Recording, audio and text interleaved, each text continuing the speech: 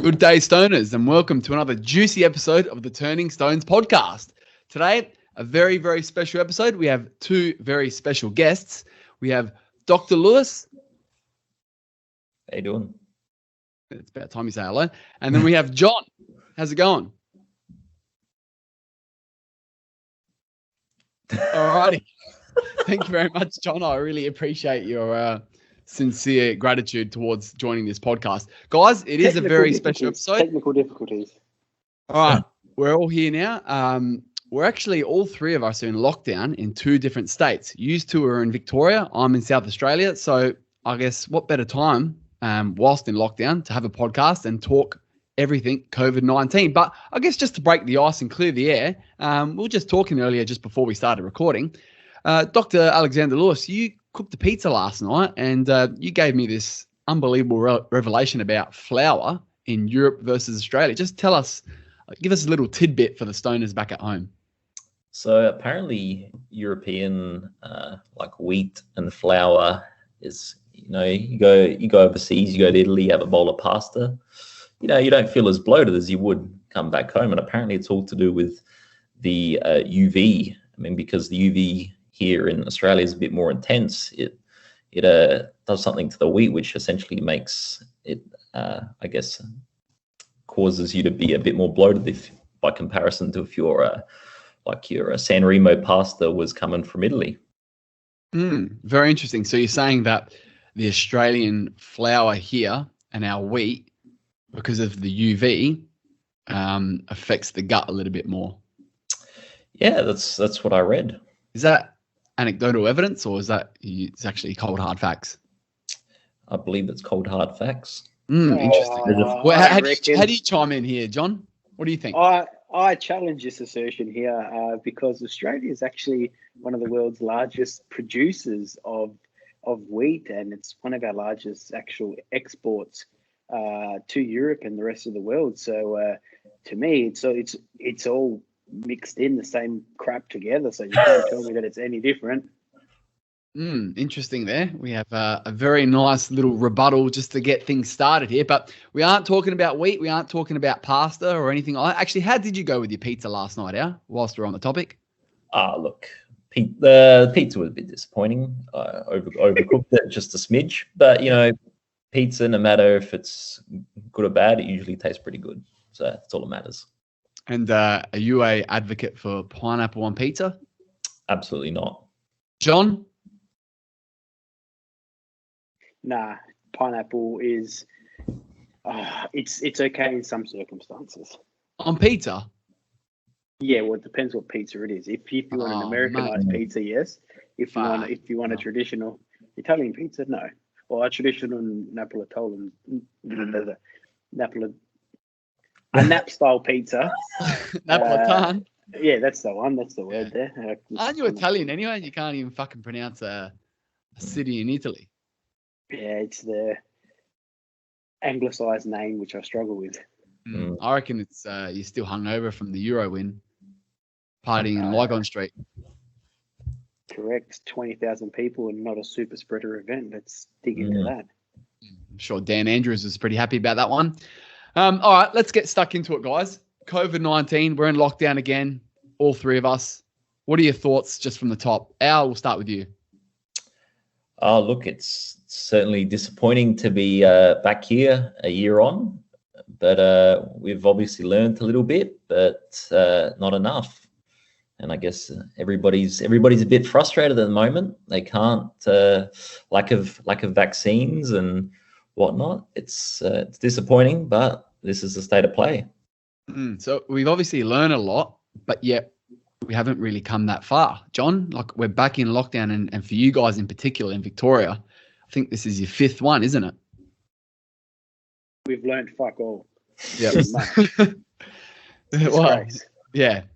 So just on COVID, what do you guys think? Now we're in July as of this recording. So it started, I guess, right at the end of 2019. So we are 19 months removed from the inception of COVID-19.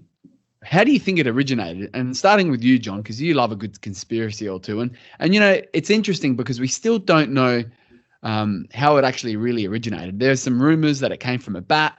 Some believe it was a Wuhan lab leak. Who knows? What do you think? Oh, we touched on this on the last podcast. Honestly, I haven't heard much since then. I think it's starting to fizzle down. I guess it's challenging to ascertain the source of the infection, given that the particular country in question where this has occurred is not forthcoming and upfront. And I guess transparent. That's probably the key thing there is transparency and in allowing investigations to occur. But if I had to put my own 2 cents in, I reckon it's definitely a lab leak has merit to it. All right, and that comes from someone that's an auditor with accounting experience and of an accounting background. Now We're going to go to someone with a medical background, someone that actually has a doctorate and his title is a doctor. And that's you, Dr. Alexander Lewis. What do you think the origination of COVID-19 is? Just your gut feel. Don't get all technical about it. Yeah, I think John's probably on the money. I think a lab leak is certainly probably the most likely scenario. I mean, they're often working in these sort of tight facilities where there's obviously a lot of PPE, a bit of protective equipment that's required, and sometimes people get lazy and lab leaks do happen. It's reported to happen. So, don't you work in a lab, Al?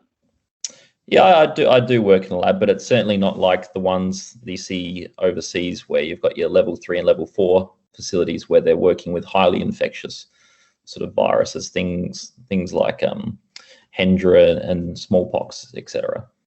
Right. And why would they be working with these sort of diseases or things like this? Is it just obviously to find cures and all that sort of stuff? Well, I mean, scenarios like where we are right now.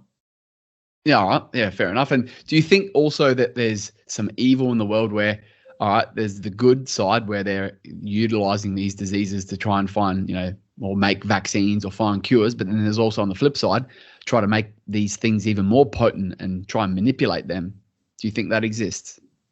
Oh, yeah, absolutely. I mean, there's people do studies into gain of function sort of research to try and make something a bit more virulent, a bit more infectious. But I mean, obviously we've been through things like nuclear warfare back in the Cold War, and I guess this is another avenue, I suppose. So yeah. Interesting. Well, just to enlighten all the stoners that are watching us on YouTube, and that is Turning Stones Podcast. If you want to put it in the search bar on YouTube, please give us a subscribe. We're actually in a virtual cafe. So we have an espresso machine just behind, or actually in between John and myself. Then we have a macchiato over there just behind, well, actually it's sort of on the right of Dr. Lewis there. And he's drinking a coffee cup as we speak. Now, just sidetracking slightly, you reckon hot water goes into a mocha pot when you brew your own? Is that correct? Absolutely. Okay, then I do actually have a fair few Italian friends, and that's excluding John, and they believe that cold water belongs in the base of a mocha pot, which is the Anglo name for the macchiato. Well, I think all these Italians, they're just used to the taste of burnt Victoria coffee. And once they get used to putting hot water in the macchiato, then they will come to light. So it's all about having smooth, delicious, but hot coffee. Yeah. You don't want to burn the thing. Yeah, you don't want to burn the beans. Like, that's where you get the bitterness from. I agree. And who's to say that Italians know everything about coffee? Yeah, they're consumers, but so am I. So are you. Our taste buds count. Our opinion's relevant. But really, I guess, the elephant in the room here in this situation is John, and you're sitting in between the middle of us. Why don't you add your 2 cents like you did on the previous topic? I can tell you're Greek Macedonian.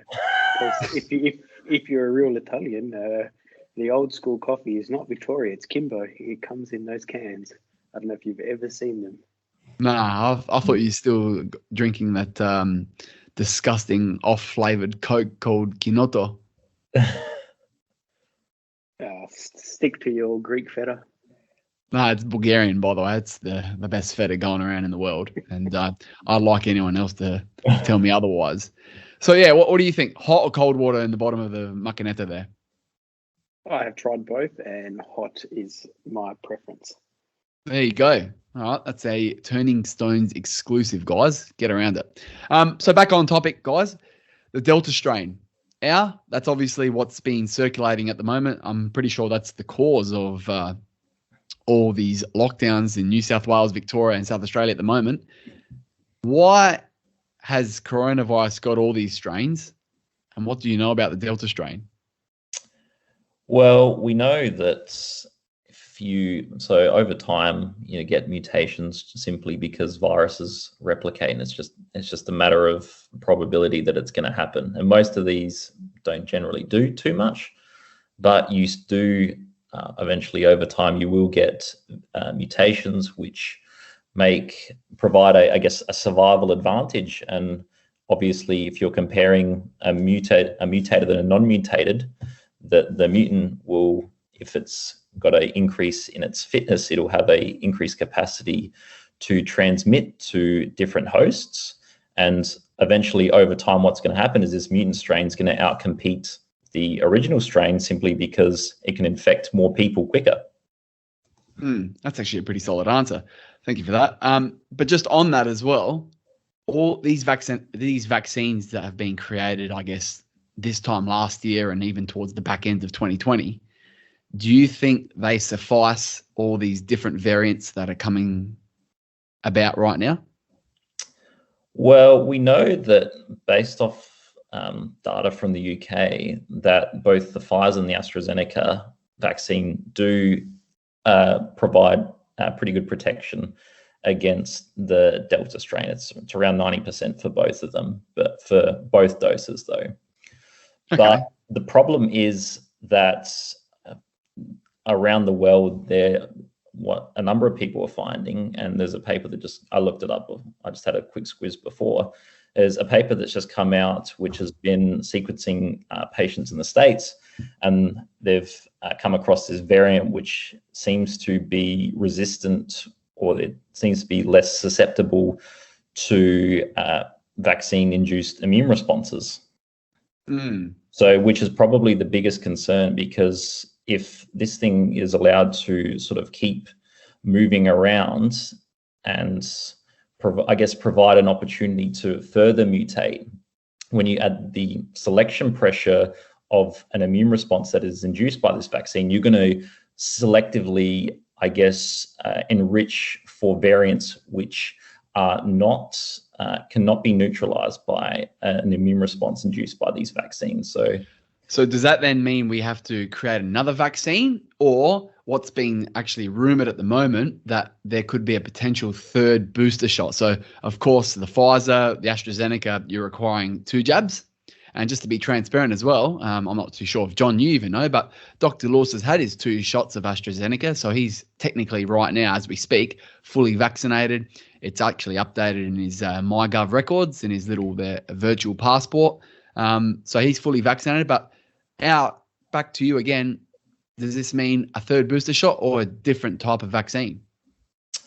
Well, it's probably likely that it's just going to be a modified version. The beauty of mRNA vaccines is that you can essentially tailor-make a new vaccine that can essentially neutralize these variants. But I think it's important to state the fact that the longer this goes on, the more likely you're going to get the selection of these more elusive variants.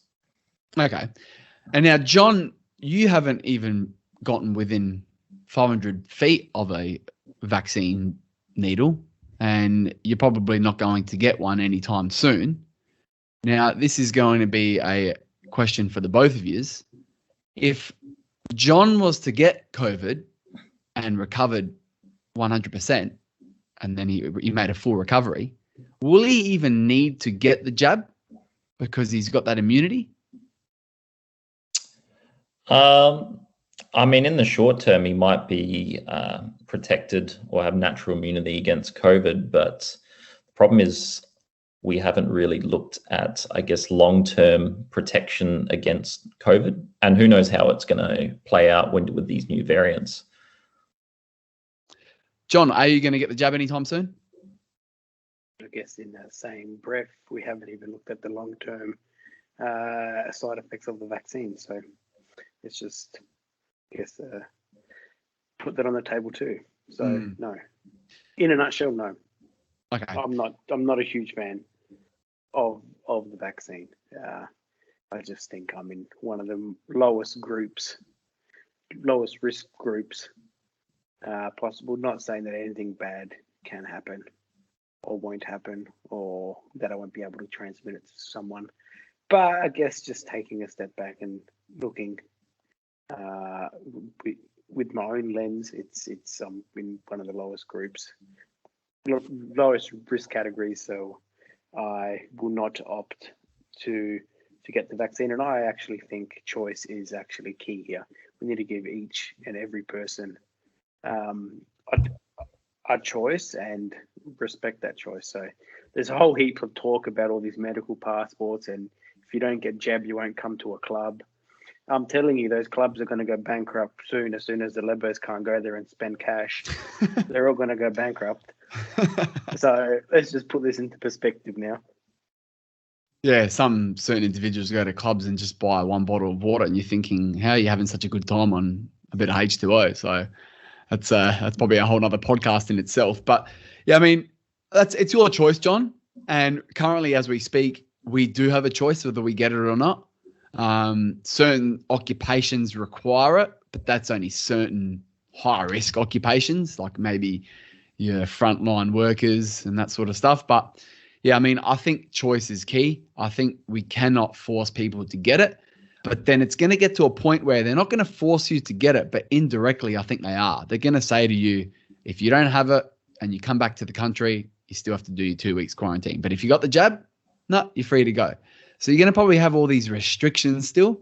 Would you still be happy to live life, John, with restrictions without the vaccine? Or are you going to crumble at some point?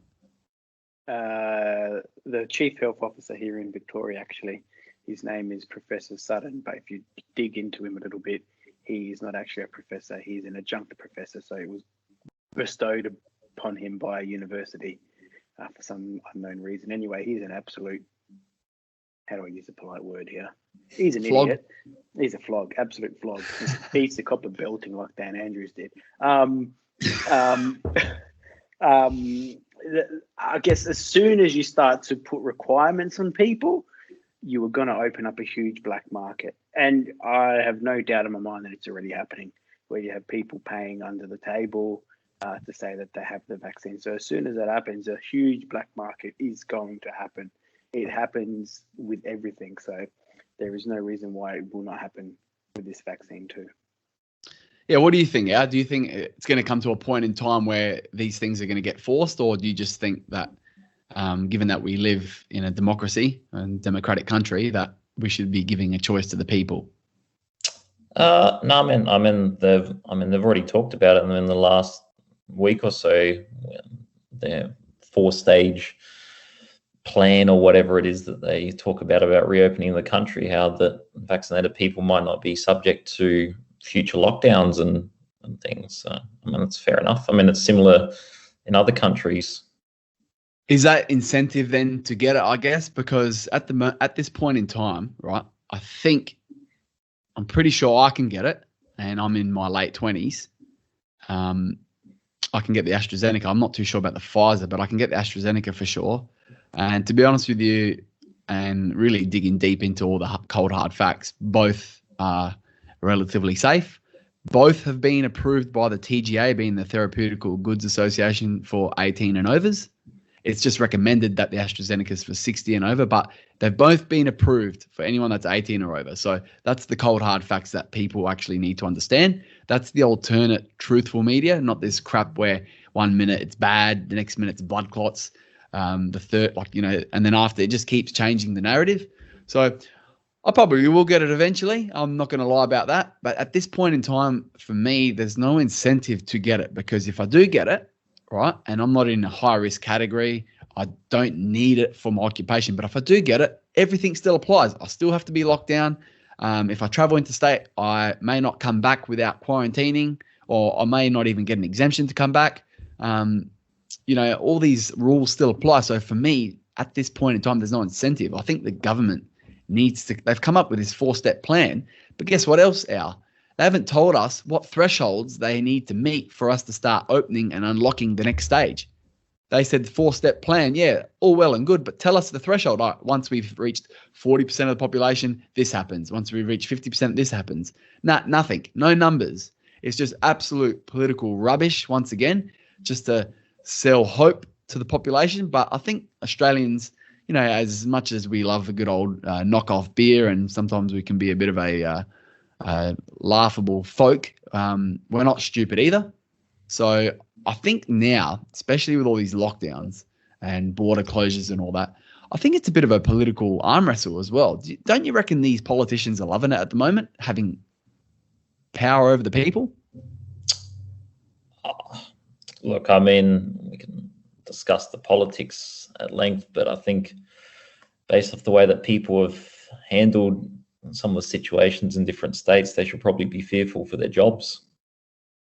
But then that's going down to then being forced to get it. So why should people be fearful of their jobs? Are you saying the lockdowns or getting the jab? No, I mean, I'm talking about the higher up in the government. I mean, okay. So you're just saying that they're doing all these little safe measures, being very conservative, just so they can cover their own ass and get re-elected the next time it comes up. Yeah, I mean, I don't think it's any secret that the government at both state and federal level has handled this pretty poorly. John, what are your thoughts in the whole way that the politics have been run here in Australia, both state and federal level? It is a complete sham. It is just disgraceful at every single level of government, right from the scumbag councils who can't do nothing right. All they've got to do is collect the bloody bins, and they still can't do that. They're more worried about a stupid flag in front of the council building or cancelling Australia Day. Up until the state government, complete flogs. It's all politicised beyond a joke. You're telling me here in Victoria, every single case that we have had is linked. Every single case is linked. They are just that scared, and they want to pursue zeros that much for their own political gain. It is beyond a joke. Now we're finally seeing mainstream media finally push back and ask some serious questions about business owners and why down Swanston Street we have like a 60% lease rate where the shops for lease, and why small businesses who are earning under $75,000 can't claim any grants. It's an absolute joke. Just today I heard some. I know a family member who's pregnant actually in Adelaide and had an appointment to check up on her child or unborn child. Went to the appointment, done everything, filled in all the forms. The doctor couldn't carry out full medical procedures because of COVID, so they couldn't check the heart rate and a few other things. But when she left there, she can go down to the bottle shop to go buy some beers. I mean, come on now. You can't check your own kid or the unborn kid because of COVID, but we could go down to the bottle shop and the mum could go buy alcohol, which will cause more harm. It's just an absolute joke. The whole government is absolute flogs. You make a good point there, actually. It is proven it. It's just this whole thing has been politicized beyond the joke. I'm glad people are starting to realize. I was reading this fantastic article in one of the best papers in the country, The Australian, talking about how Australians are actually quite silent. We're not the kind of people who would start riots like in Europe and Spain. They would just start burning cars, smashing things. Here, I guess, if you look around Melbourne, the protests are actually people just not obeying the rules. And I can tell you there are a lot of people who just won't wear masks, go about their thing, do whatever they do. I had to get some work done the other day. I had this father, I had to do some gardening. He brought his whole kids along during the lockdown, done all the gardening. I said, why'd you come during the lockdown? He said, government's not paying me. I've got to feed my kids. So I guess that's just reminiscent of the whole tone. around the country. You make a really good point, John. Thank you for that. But especially the whole fact that the gynecologist, couldn't check the baby's heart rate and all that, right, because of certain COVID-19 protocols in a lockdown. But yet she could actually then leave that hospital, go into a car, go through a drive-in bottle-o, get a slab of beers, go to the servo, get a packet of cigarettes. Imagine she consumed that. How much harm she could be doing to herself and the baby, but yet something that actually could be beneficial, or to not only just to inspect how this unborn child is going, a living thing, that can't be done.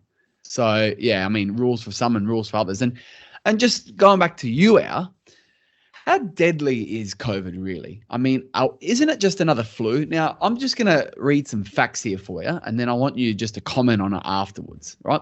So the UK opened up on the 19th of July, right? They actually called that Freedom Day. They finally opened up, but prior to them opening, they had 7-day average of 45,000 cases a day prior to opening up, right?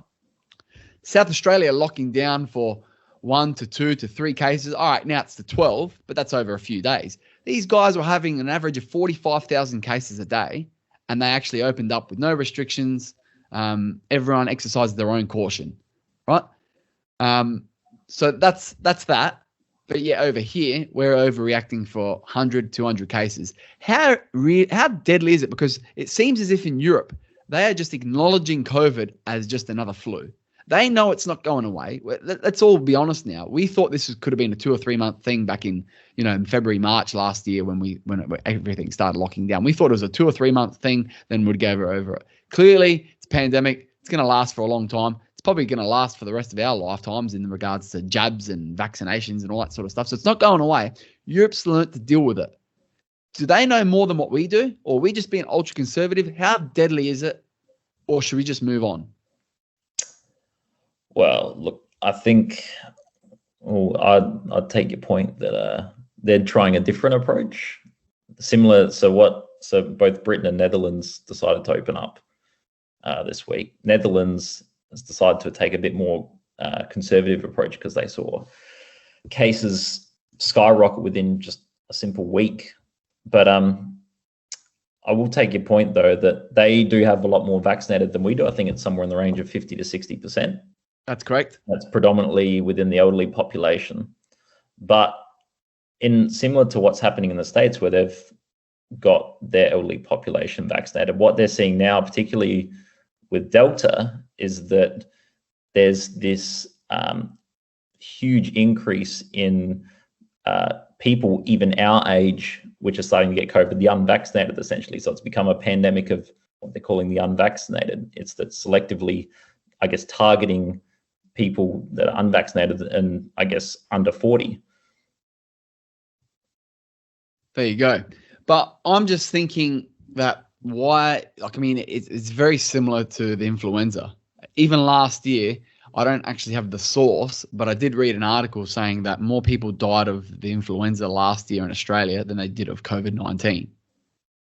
And we had lockdowns, we stayed apart. So I'm just trying to think, what's deadlier?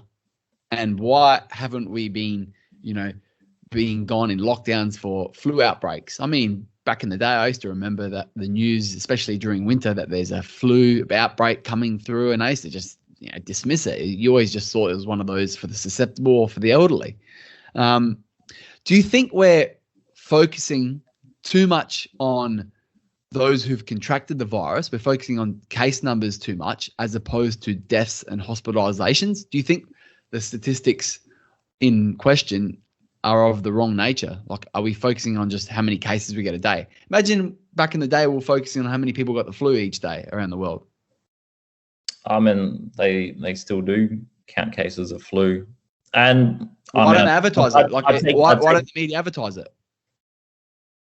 Well, I guess like most things to, try and get headlines to get people to watch. But I mean, sure, hospitalizations and deaths are important stats, but I think you got to essentially tell the whole picture as well. Like, you can't ignore the case numbers. How about this? If you want to tell the whole picture, yeah, great point. All right, let's talk about active cases. Let's talk about how many people have contracted the case, the virus. Let's talk about deaths. Let's talk about hospitalizations, but let's put a positive spin on it too. And let's actually spit out the facts and stats of how many people have recovered from it as well. But of course, the media don't like positive news. And weirdly enough, that doesn't sell newspapers. That doesn't sell subscriptions. It doesn't get the clickbait when there's positive news. It's just all this negative rubbish.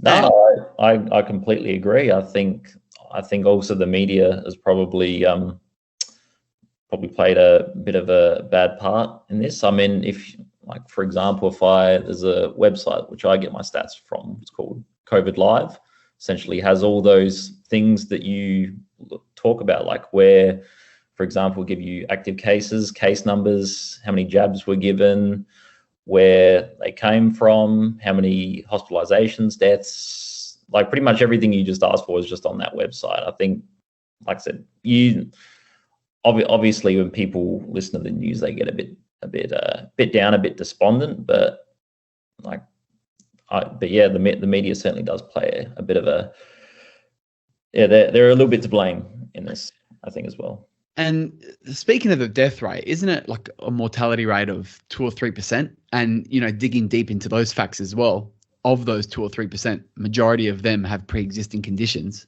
So it could even actually be lower for those that get COVID that are just 100% healthy as it is, then they contracting the virus. So the death rate to me seems very, very low still in the scheme of things.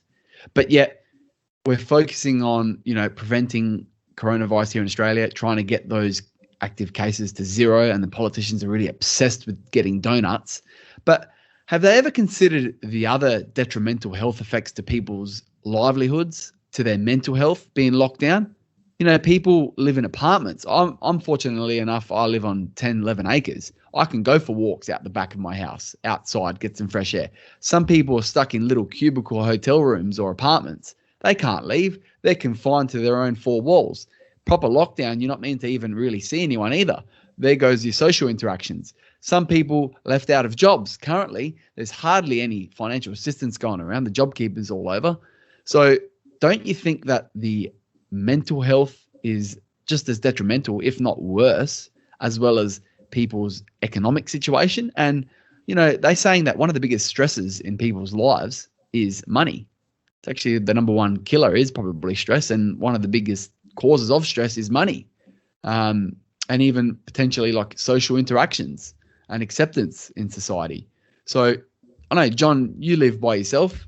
How have you gone? And so too you, Al, but John, throwing it back at you, don't you think mental health is a massive thing and that needs to have some sort of consideration? Yeah, going off what I was saying before and what Al was talking about too, mental health is, I guess, that black dog that no one likes to talk about. Mental health doesn't sell newspapers. It doesn't take headlines. It's COVID that sells the newspapers. And you're talking about the flu. It's the same thing. That doesn't make headlines because no one cares about it. Or it's not going to sell a newspaper. It's not going to make the top news story that's going to make people watch. So the networks 7, 9, 10 can sell their ad space. It's all about that. Just everyone is so fascinated about achieving zero in this country. It is ridiculous. And we live in a huge bubble. Australia is in a huge bubble. We just have no idea what's going on in the rest of the world. We're all just so obsessed with our zeros, which mean nothing. And I mean, what was the point of the first lockdown? I just don't really understand. It was to allow the health system to cope. How shit is our health system if it can't cope with freaking 2 cases of coronavirus? Literally, how just utterly incompetent is every single minister, every single politician, every single chief of department on $400,000-$500,000, may I add? How incompetent can they be? This absolute shambles this whole country has become. We're literally the laughing stock of the world. And it's going to have a huge detriment on opportunities, especially for international business. People are going to think twice. Why would we want to invest in Australia? It's just this strategy that is being employed is not long-term whatsoever. I mean, where is the end game? So we think we're going to get to 60, 70% vaccination. I've questioned that. I don't really think we'll get anywhere close to that. We'll probably get around, or we might get around the 50 to 60 mark at max, is my prediction anyway. Not scientific, just gut feel. I just don't know what the long-term strategy is. I think a lot of people are in the same boat here. It's just complete shambles. No one understands why. I mean, the politicians come out and talk about, oh, this is the lockdown, and the excuse that they say for the lockdown is to stop future lockdowns. So we're doing a lockdown to stop a lockdown. It just makes no sense whatsoever. I mean, people just need to really stop, take a step back, and listen to the shit that they talk. If you actually listen to the shit that they talk, you will realize you're being fed garbage. Yeah, we are getting fed garbage, and I'm gonna throw Dan Andrews into the fire here that he promised a 7-day lockdown for you guys, and then he extended it to 14 days with another 7 days. Of course, I think going into the lockdown, he always knew it was going to be longer than 7 days. It's just the miscommunication. I think some people would just want a bit of transparency, a bit of honesty, straight up front. All right, just say 20 days so people are prepared for it, not this 7 + 7 + 7. And on that, we're being fed bullshit. But the problem is, I actually think right now, our states and territories and even our federal level, they're not being run by the leaders that we've elected. They're being run by these chief health officers and these medical gurus and experts. And you even said before, Professor Sutton's not even a professor. So these people that, claim to be what they are aren't even what they are. And they're the ones actually making all the calls and decisions. It's draconian. Al, what are your thoughts? Yeah. Well, look, I mean, in this, like I've noticed everybody seems to have become an expert, and their opinion. You can have an opinion, though. Yeah, but it doesn't mean it has to mean anything. No, opinions are like arseholes. Everyone's got one. Mm. So, I mean, yeah, like taking the science hat off, how do you see this unfold in the next 6 months? Well, I mean, like there's, I mean, you're right in the sense that we've, like you even see overseas articles saying that we've completely botched the vaccination campaign, even though, like by comparison, in terms of cases and deaths, we've been actually quite successful. Of course, we've been successful when we haven't allowed anyone to come and go from this country. Of course, you're going to be successful in that respect. But eventually, when you open up, then the numbers are going to start going up. Of course, it's bound to happen. So, like, are they just delaying the inevitable? Like, what are we doing? We're fucking treading water here. And as John was saying before, we're becoming a people that were very easygoing, very friendly. Now we're going to be a pain in the ass to deal with. Oh, why the fuck would I go to Australia and do that business deal, have that business meeting, or go play sports there and shit like that? Like, because I have to do my 2 weeks quarantine, or I have to have this vaccination passport. We haven't had Formula Ones for 2 years, right? The Australian Open, all the tennis players, which I mean, really, they should toughen up, but they have to do the 2 weeks quarantine. But, a lot of these people that have come probably won't come again, or those that haven't probably won't come until things return back to normal. Like, we're losing what we once had here. We were like a little paradise away from it all. And yet we are still, but we're not a paradise anymore. It's just become a bubble that's become very dark, dry, and not a very happy place. There's a lot of miserable people out there, and that goes back to mental health. No, I mean, you're right. We are in a bubble. I mean, I would still argue that we're pretty lucky to live where we live, I would say. Oh yeah, it's a great country. Love it. But as for out of it, as for long game, like obviously there are goals that they want to achieve in terms of vaccination numbers and opening up the country. But I mean, we can sit here and speculate till the cows come home, but we don't really know what's gonna happen. What are your thoughts on the Queensland Premier? What's her name again? Apologise? Yeah. What are your thoughts, her just being able to leave the country to go to Tokyo to secure the 2032 Olympics? Don't you think that's a low priority right now when we're in the middle of a fucking pandemic? Like, you can go on a little business trip, business class. All right, yeah, she's going to probably do a 2 weeks quarantine when she gets back, but she's going to have a probably fully decked out apartment with food that she could select, and that she's not going to be paying $3,000 like other people that have to come back into the country. She's leaving the country to do a little business deal of a low priority. The Olympics in certainly work.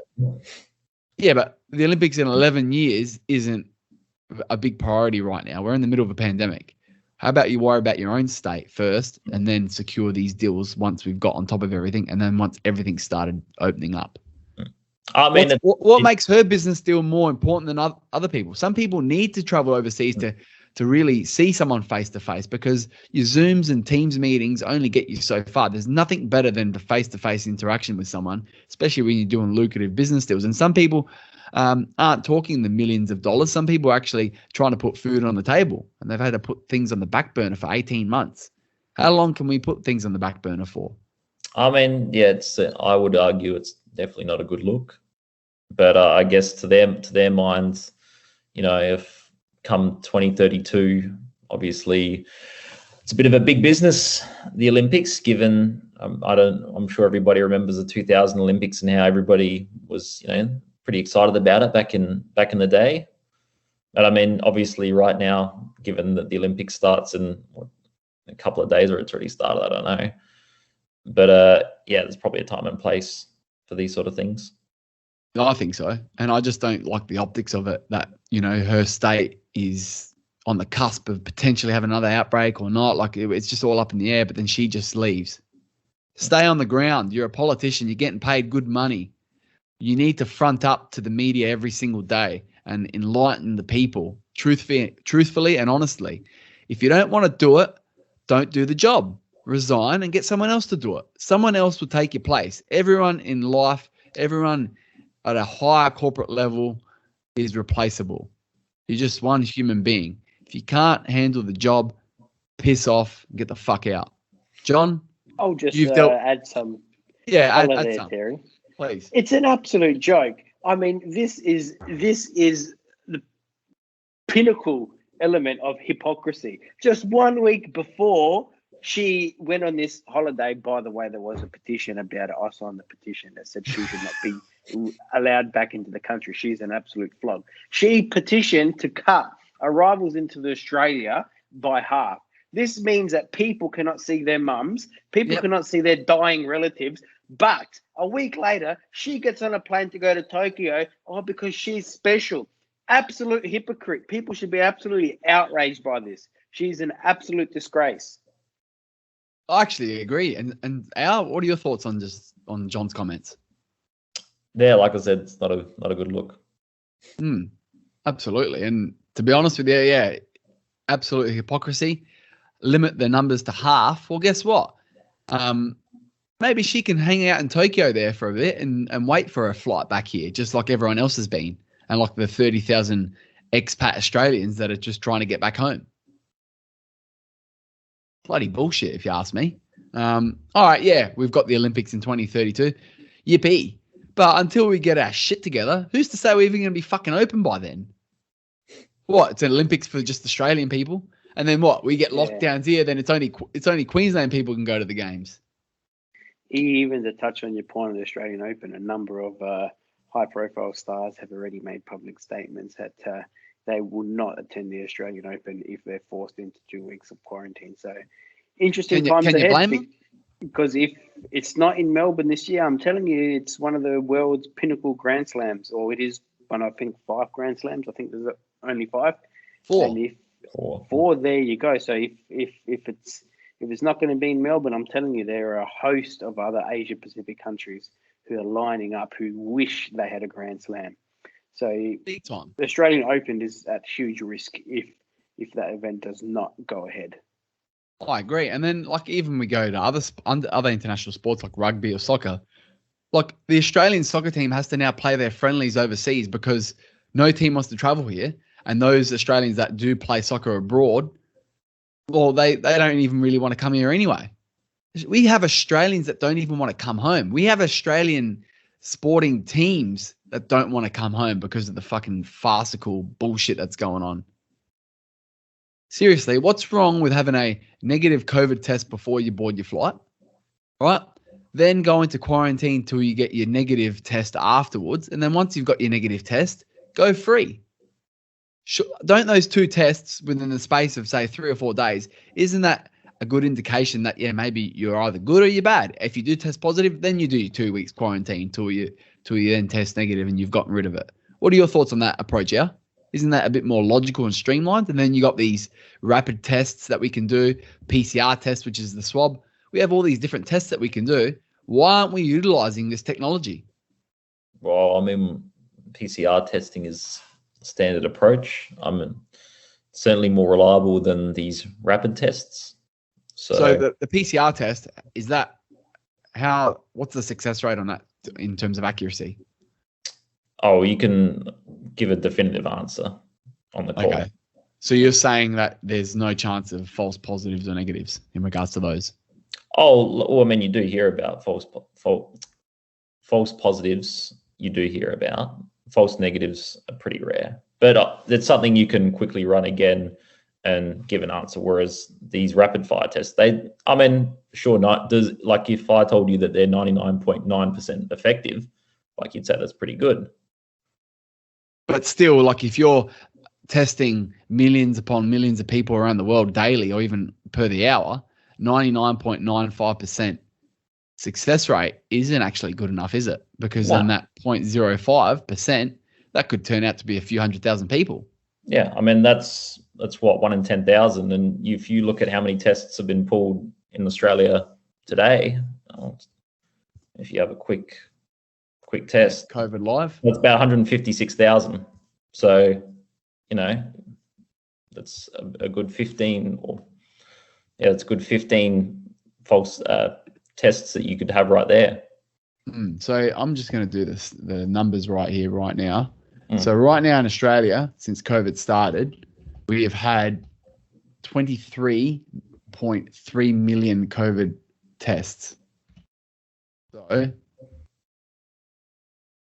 I just do the numbers. So if you're saying that there's a 99.95% success rate, that 0.05%, right, that could actually be a incorrect result or incorrect test. That results into 11,500 people. So 11,500 people that have got a test could have got it wrong and could have just become super spreaders, really. Roaming the public, doing what they want to do, and yet they didn't know. Furniture. Pardon? Moving furniture. Moving furniture, being a removalist. Yeah. Every third person seems to be a removalist these days. Where's John gone? I'm here, just having a nap. Technical difficulties. Okay. It seems as if you have real big trouble opening up Skype, mate. It's someone that does a lot of work from home can't even use a bloody free and easy telecommunication device. That's pretty piss poor, if you ask me. I think that you hit the nail on the head there. Free. I think Turning Stones are too busy with Zoom. Oh, just because you pay for something doesn't mean it's better. No, of course not. John, you should know that as well, especially when you go to the farmers markets. Sometimes the cheaper bit of produce, but it's got a little mark on them or they're just a little bit crooked, it doesn't mean that the quality is bad. It just means it's not, I guess, picture perfect. And, you got these Coles and Woolies types operators that just want everything that's Instagram worthy. Well, that doesn't necessarily mean it's going to be crisp and tasty, which is very frustrating how they actually educate the people in regards to fruit and vegetables. And, we've got this bloody massive food wastage problem going around, not just here, but around the world. Actually, just on food wastage, I'm just going to throw you a quick couple of facts that I'd like both of you to comment on. Last year, South Australia had a circuit breaker lockdown where it was actually a bit of a false alarm. So it was meant to be a 6-day lockdown, but it turned out to be 3 days. Just the result of that 3-day lockdown, this was in November 2020, it cost South Australia $100 million, those 3 days of lockdown. And out of those $100 million, there was $11 million of food wastage. That's crazy. I remember going to the markets yesterday before we actually had lockdown here, and all of the central market, which is actually a very nice experience if you ever do travel to South Australia, go to Adelaide, go to the central market, great stuff, good quality produce and food and all the little knickknacks that you might love and indulge on. Everything was like a bit of a fire sale there. I was going to one of this reputable greengrocers there, and they usually have top-notch quality fruit and veg at high prices because it's obviously A1 quality. They were selling bananas for $1.59 a kilo. I thought, why not? Let's get a couple of kilos of some bananas. You beaut. But everything was a bloody fire sale, and I thought to myself, well, the lockdown starts at 6. This was in the afternoon. If all this stuff doesn't get bought, then these guys are either trying to keep it as long as they can or resell it because they're an essential service, or they have to chuck it. And thinking about it, pretty much most of the office workers are working from home. So that means there's going to be hardly any people in the city. Given that this market's in the city, it's just going to be ultimate wastage. It's pretty upsetting to know that all the farmers' blood, sweat, and tears are just, all right, they're getting paid for the produce that they sell. But then it wouldn't be nice to know that half of it, or at least 40% per these conservative figures that I have, is being chucked out. How can we better that situation there, John? All right, Farmer Terry. It's interesting. I guess your listeners or the listeners to this podcast may be thinking they're called stoners. Yes, all the stoners. They're just great listeners. Thanks for listening to the podcast. They may be thinking, well, why doesn't insurance cover it? That's a whole nother can of worms. But no, to put it simply, insurance does not and will not cover that to this extent, as pandemics are a specific exclusion in numerous insurance policies, albeit there is currently a High Court challenge to a business interruption test case that we're calling it. So stay tuned, but no, in summary, a lot of businesses are unable to claim those stock losses on insurance. So that's why you see fruit vendor Al selling his bananas for $1.50. But Terry, if you waited till 5:30, you probably would have got those bananas for 49 cents. Yeah, exactly. I know, I'm spewing about that. But I mean, bringing up insurance, and a lot of stoners out there probably think that's a random thing to bring up, and even ours scratching his head over, he's sipping his chai latte over there. But you actually worked for a multinational insurance company, probably one of the biggest in the world. Who, just a quick one, and I think a lot of stoners always wanted to know, all right, you insure your house for damage, like for natural disasters, for theft, all this sort of stuff. Who insures the insurer? Yeah, so interesting concept here. So for mass events, mass events are called catastrophes. So think of your cyclones. Can be a pandemic as well, even though a lot of them are not covered. Insurance companies don't want to take on all that risk, because if every single Joe Blow has to suffer a loss and I guess claim at the one time, it has the very real risk of sending that insurer bankrupt. So insurance companies actually buy insurance, and that's called reinsurance. So that essentially what it does is it spreads the risk around the world to different companies, and different companies operate in different territories.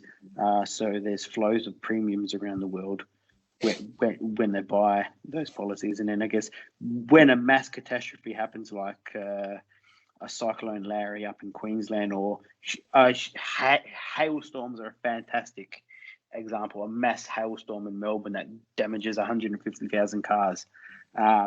Insurance companies call upon the reinsurers as well. So there's adequate capital to fund the claims if I haven't lost anyone, if that makes sense. So then who insures these reinsurers? Is it just a bloody loop? Is it like a circle where they just keep getting insurance from other people just to mitigate the risk?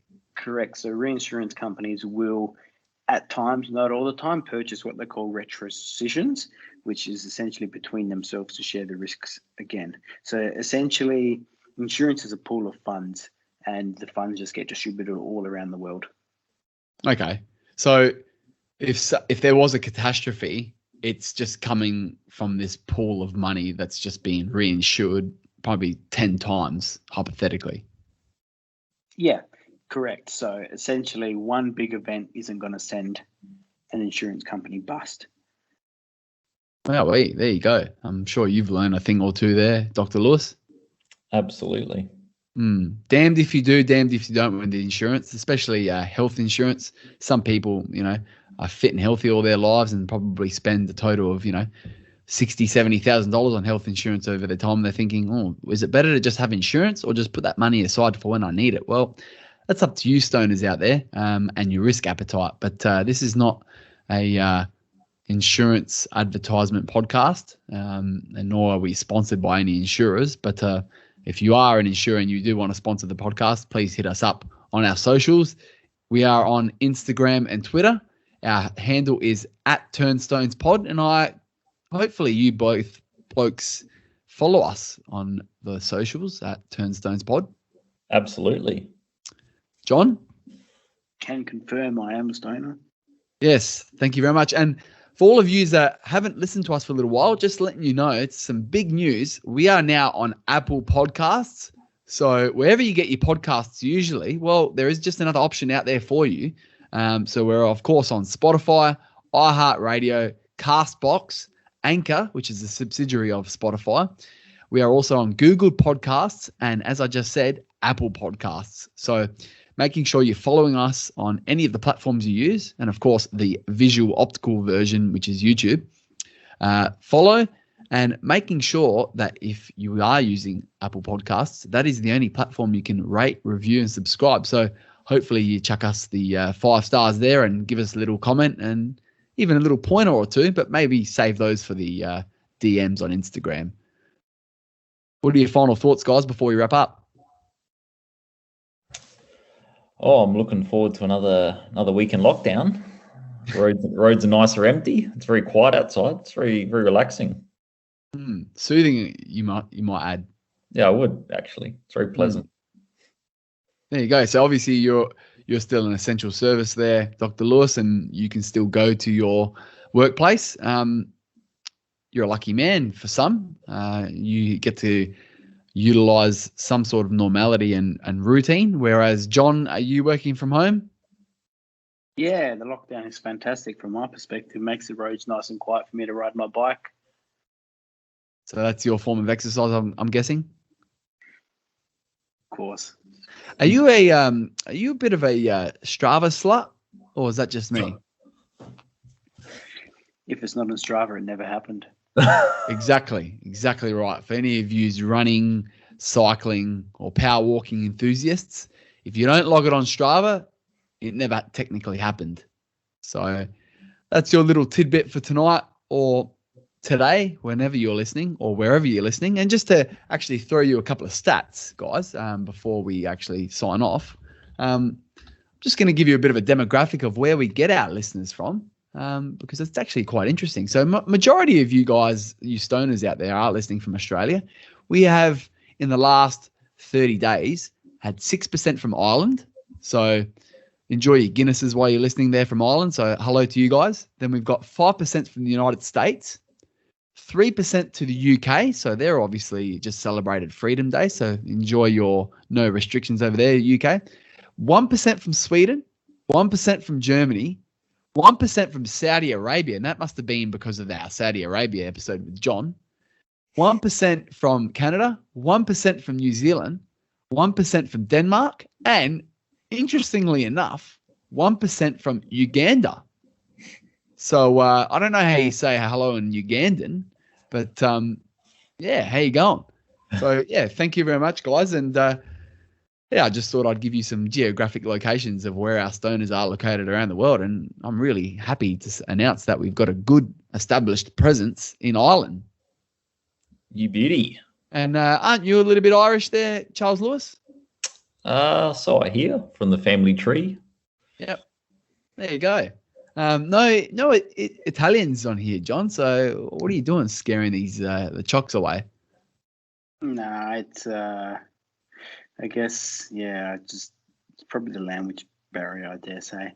But for the Ugandans, we know where Kampala is, so thank you for tuning in. No, thank you for thanking them. Guys, I appreciate your time. Let's do it again real soon. Yeah, you haven't even touched your coffee. It's probably gone cold. Yeah, it was a pretty poor coffee, Terry. Fair enough. Guys, that's it for now. Remember, follow us on all the platforms. Follow us on the socials. See you next time. Stay safe. We'll see you next time.